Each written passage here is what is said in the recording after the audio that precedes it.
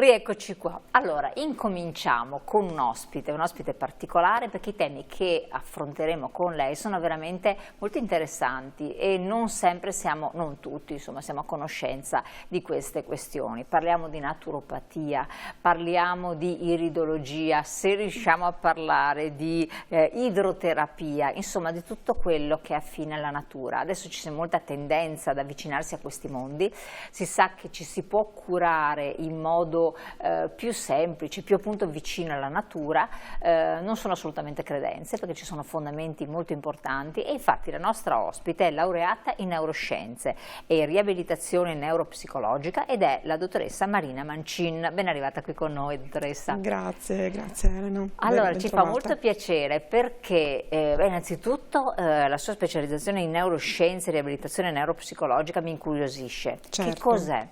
Diciamo è quella parte della psicologia, quel ramo della psicologia che si occupa da vicino di quelle che sono gli esiti, le patologie esiti, sia nell'anziano sia nell'infanzia o purtroppo con persone con lesioni e malattie degenerative o anche proprio genetiche a livello cerebrale e della loro presa in carico e diciamo anche la cura del seguire tutti i vari aspetti, a seconda le patologie poi c'è una gamma infinita o anche deficit, siano essi appunto, ripeto, dalla nascita, come può essere appunto nell'infanzia, nell'età infantile, postumi di accidenti purtroppo vascolari vari che possono essere purtroppo nell'adulto ma soprattutto nell'anziano, e tutta quella che è la parte proprio neuroriabilitativa, neuropsicologica riabilitativa, quindi è molto delicata come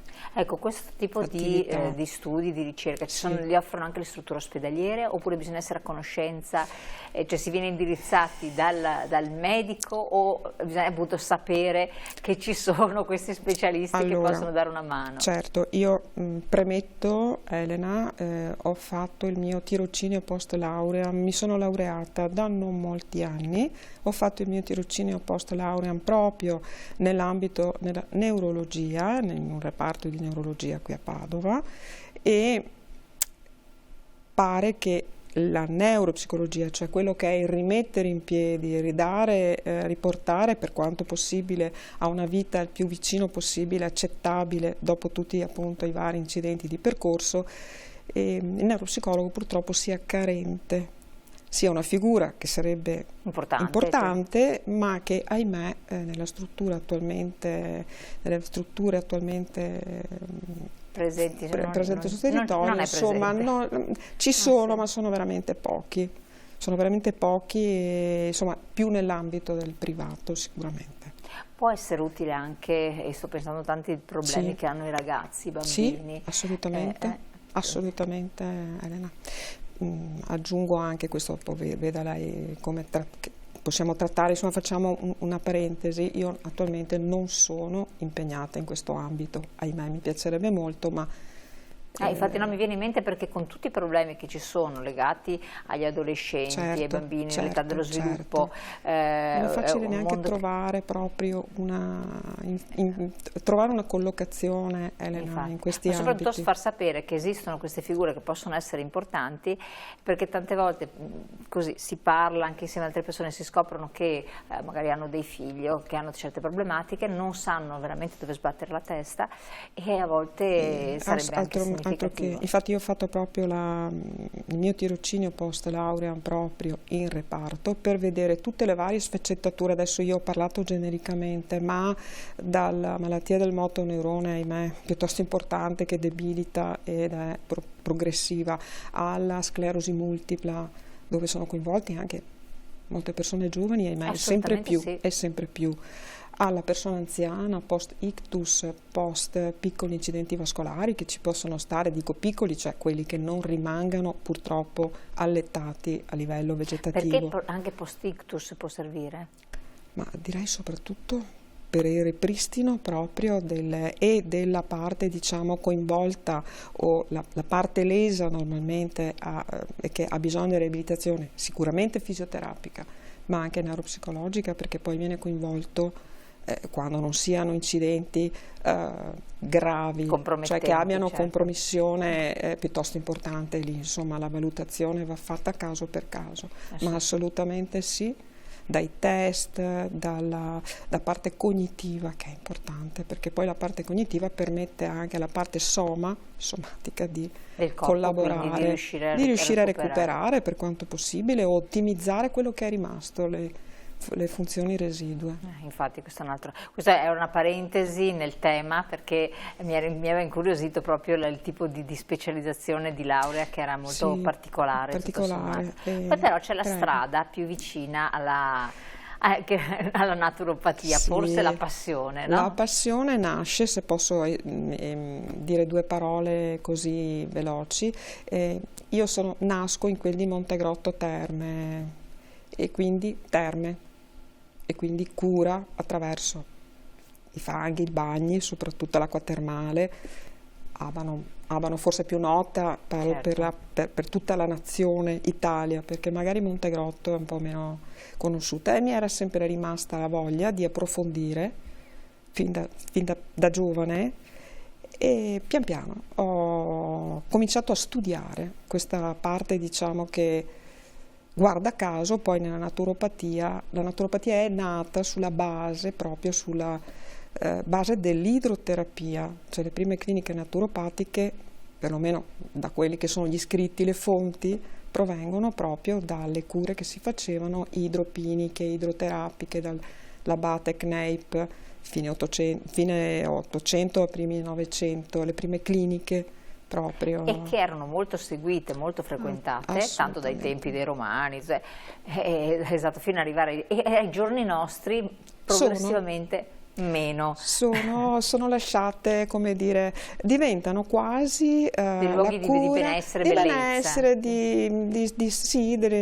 Esatto, quelli 2 o 3 giorni da passare via il fine settimana, da godersi la piscina, ma ben venga, ci mancherebbe, ma non abbiamo, non siamo... Non c'è più la cultura. Non c'è la cultura. E allora, che cosa l'idroterapia a questo punto? Possiamo parlare sì, nel caso adesso di Montegrotto nello specifico, ma perché io mi rifaccio alle terme più vicine a noi, idrofango, balneoterapia, non che non ci siano solo qua, c'è un po' dappertutto in Italia e anche in Europa. E in Europa, esattamente. Poi c'è il Giappone, lo stesso, che poi hanno parliamone, esatto, molto... però dalle fonti che ho, perché non parlo, come dire, non parlo per assoluti, ma diciamo che Abano e Montegrotto nella qualità, intanto sono le più grandi terme d'Europa a che si sappia ad oggi, non sono le uniche chiaramente, ma la qualità del fango, della marna così chiamata, dell'argilla e della componente organica e inorganica che lo compone, sembra che Abano, la qualità di questo tipo di materia, diciamo materia prima, sia un'altra similare sia in Australia.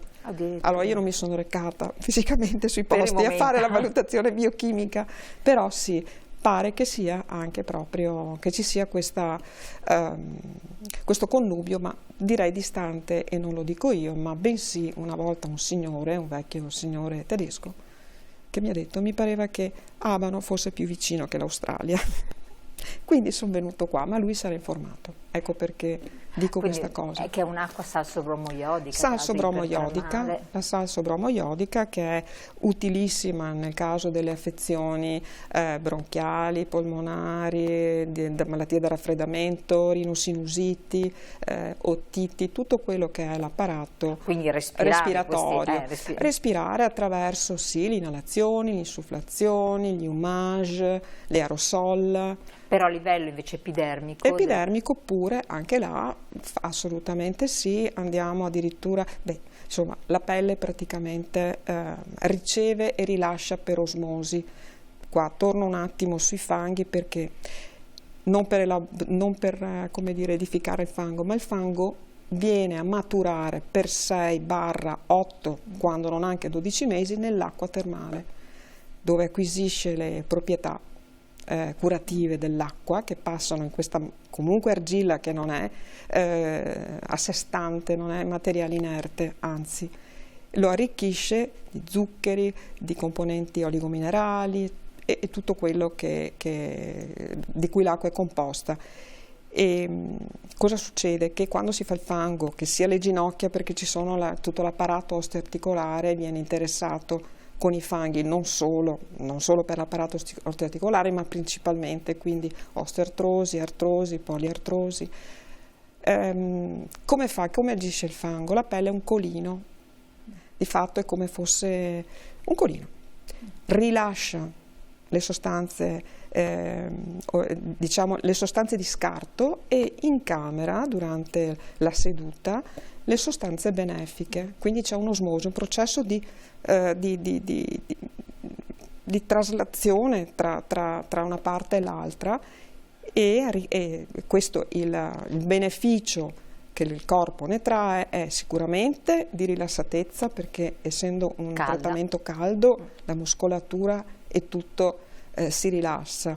E poi questo, ripeto, l'acqua che poi segue il bagno termale al fango, c'è un impacco in cui si resta proprio impacchettati, e poi segue il bagno termale, quindi nella vasca termale con l'ozono. Si consiglia vivamente di attivare l'ozono nel bagno, perché l'ozono per effetto diciamo provoca iperemia, quindi ancora più riporta il sangue in superficie, ossigena praticamente, per effetto di queste bolle che sembrano, non è un idromassaggio, ma bensì l'ozono apporta proprio le sue proprietà attraverso appunto l'effetto di stimolare la pelle in superficie. Infatti quel rossore che vediamo non è null'altro che la stimolazione e quindi l'incameramento di ossigeno, e insomma va a ossigenare tutto il nostro quindi corpo. Ha effetti benefici non solo a livello osteoarticolare, no, ma assolutamente anche sulla circolazione, sulla muscolatura, sull'effetto distensivo, e ha anche effetti, non lo dico io ma li dicono gli studi, perché io mi sono impegnata a farne proprio una tesi, quella degli studi di naturopatia, proprio anche a livello, abbiamo anche dei risultati a livello ormonale, sì, cioè quindi anche un beneficio proprio, pensiamo anche all'ormone della felicità, come lo chiamano anche a livello serotonina, che chi non lo conosce, ma non solo, cioè la serotonina è quella più evidente, perché il benessere e quant'altro la produce, fa sì che la produciamo naturalmente, ma non solo. Quindi viene stimolata anche a livello... Anche a livello, c'è anche un effetto... Con i fanghi oppure anche sulla semplice acqua termale? Allora, prevalentemente i fanghi, prevalentemente, ma anche l'acqua termale ha il suo perché, attenzione, perché i fanghi rimangono nell'acqua termale a maturare, quindi apportano, sicuramente l'acqua termale ha il suo perché. C'è chi magari non può fare i fanghi e per motivi magari di salute, perché il fango è per molti, non per tutti, giovani, anche per i giovani, perché no, assolutamente sì, perché ci sono delle patologie dove, ahimè, non è possibile, o anzi addirittura controproducente. Quindi ricordarsi sempre la prescrizione medica. No, assolutamente. Allora, nei fanghi, io vorrei dire, lo preciso Elena, non sto sponsorizzando le terme, ma lo so, ma infatti... non sono qua a nome e a titolo di nessuno, però proprio per una passione e perché ho raccolto negli anni, insomma, della mia precedente vita tante testimonianze di persone anziane che si facevano chilometri per venire qui e hanno detto: se abbiamo l'età che abbiamo, sicuramente le terme, mettiamo in senso generale, le terme hanno il loro effetto. Che poi bisogna ricordarlo, perché tanti ne sono a conoscenza, per carità, non tutti, perché io a volte anch'io chiacchiero così, ogni luogo termale, in Italia appunto ce ne sono tanti, ha delle peculiarità, per cui ci sono le terme, quelle che fanno bene alla pelle, perché dalla psoriasi. Le terme di Comano, per esempio, esatto, anche in Veneto ce ne sono diverse. Sì, levicoterme. Oppure ci sono le acque termali che vanno bevute. Le idropiniche, la cura per... Esatto, però non è il caso di... No, invece sì. Cioè? E invece, ecco, qui si apre... qua i miei studi che ho detto, no, io ci lavoro perché ci ho lavorato parecchio tempo. E in un hotel dei quali avevano la sorgente. Ho detto: scusate, ma è per effetto scenico o... No, dice... una volta si faceva, era più riconosciuta la cura idropinica, cioè per ingestione dell'acqua. Ma è un'acqua pesante. Che è un'acqua pesante, un'acqua che anche lì va dosata, non si può nel caso ci siano calcoli alla cistifellea, insomma no, perché è un'acqua che andrebbe addirittura a peggiorare la condizione. Sotto consiglio medico, assolutamente sì. C'era anche questa... Anche c'era, una volta c'era, addirittura... Forse anche perché poi magari la fonte era più pulita, non so. Ma io credo che la fonte, perché queste acque poi provengono, posso dirlo Elena, provengono dai Monti Lessini. Sì, infatti. Quindi fanno un bel viaggio. Fanno il viaggio, 25 anni impiegano, arrivano fino a 4.000 metri del sottosuolo e nel loro percorso arrivano a noi dove ci sono proprio, si può dire che ci sono i due laghetti a Battaglia Terme e Arqua Petrarca, nella fattispecie, dove proprio ci sono le sorgenti, sono proprio due laghetti naturali. Ecco, ma poi ogni hotel o ogni stazione termale preleva dal sottosuolo, quindi ha la sua sorgente in casa. Però il fango viene fatto maturare nelle vasche, apposite vasche all'interno di ogni struttura, sì, dove proprio si formano le assolutamente sì, quelle belle alghe verdi che hanno un odore particolare, però devo dire che è benefico. Una cosa che non si sa e magari non è più di dominio, anche là non c'è più la cultura, si facevano anche le irrigazioni vaginali. Pensa a te. E addirittura le cinture di fango per l'infertilità femminile. Dopo capire se serviva oppure no. No, sì. Sì, solo che poi magari è più lunga la strada probabilmente, però quasi, insomma, ne posso testimoniare da vicino, non vorrei tirare in ballo, ma la mia mamma era una di quelle che, un'operatrice, Elena, in questo settore, e lei mi conferma, insomma, lei ha fatto questo tipo di, non le irrigazioni vaginali che le faceva il medico, quindi era una pratica medica, ma il fango proprio a livello del basso ventre. Cioè, proprio delle proprietà che comunque sono tutte legate a ere passate, anche recuperarle con questi studi è interessante. No, è un mondo affascinante che noi purtroppo nel nostro mondo frenetico, dove ci sono magari sicuramente altri studi, un'evoluzione della medicina stessa, si lascia un po' da parte, ecco, non è spendibile. No, ma infatti si lascia da parte perché ci si affretta di guarire immediatamente, non si ha pazienza di fare tutte le sedute che sono necessarie fare. Il tempo, la vita non ce lo permette, cioè esatto. sei chiamato continuamente. Per cui la naturopatia, tornando a questo discorso, si occupa da vicino della... allora, tecnicamente si dovrebbe tradurre, una delle varie definizioni è il sentiero della natura, cioè il percorso attraverso la natura, esatto. Che però la natura ha i suoi tempi e bisognerebbe... Assolutamente sì, per fortuna ancora, tipo la gravidanza, una gestazione di un bambino è ancora di 9 mesi, Elena, io credo, spero duri, insomma, questa è natura, ecco perché dico c'è una fretta che ci porta a non guardarci più intorno, a non guardare più la natura, ma la natura è anche fare una passeggiata banalmente, mi perdoni Elena, in mezzo al bosco. Ecco, vicino a una sorgente d'acqua, a una risorgiva. Per attingere a tutto quello, anche aprire i nostri sensi, riuscire a percepire l'energia che ci trasmette, cosa che non si può fare più, perché magari si va a fare la passeggiata in percorsi urbani necessariamente, dove si trova meglio e più vicino.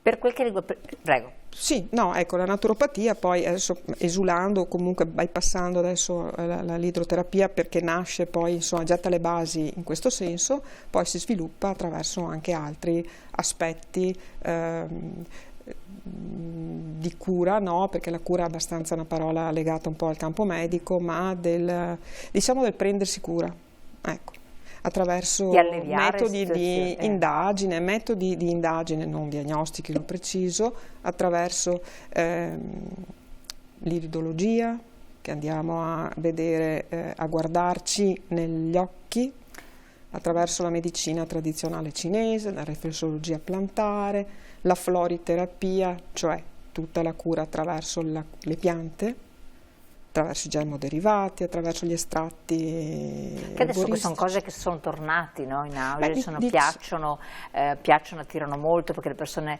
tendono, dove è possibile, finché non subentra la fase del dolore, perché dopo lì, o della fase acuta, vorrebbero in qualche modo tenersi purificati, trarre beneficio da tutte questi elementi, però finché non c'è la patologia, insomma. Esattamente, diciamo che la naturopatia cerca di, dovrebbe cogliere i segnali prima che non si trasformi non cronicizzi o purtroppo non evolva in qualcosa d'altro, ecco, non ha la presunzione di curare, ma semplicemente di dire ok, il naturopata dovrebbe essere inteso come